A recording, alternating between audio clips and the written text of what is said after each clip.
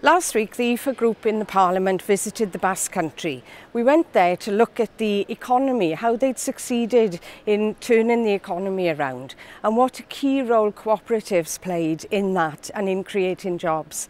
And we visited the world-famous Mondragon cooperative.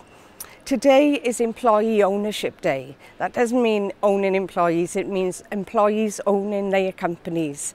And I think that we should be doing a lot more of this in Wales, developing, supporting schemes across the country to create jobs and sustainable jobs as well. There's fantastic work taking place already, but we can do more. So I want us to use this day and this week when cooperatives are really in the news to try and encourage more government support for that.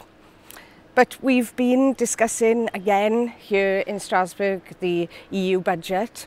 We had a vote in the Parliament, not the actual budget vote, but a vote on a report about the budget, which shows what will happen when we come to the final budget vote later this year.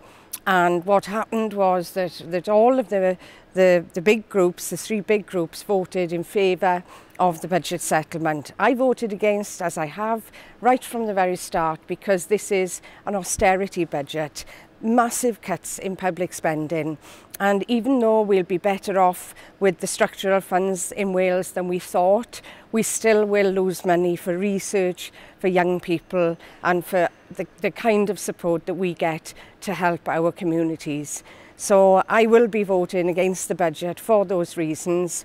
And later in the year, when all of the budget debates are settled, we'll see what the total picture looks like for the Common Agricultural Policy as well. But in the meantime, the discussions go on.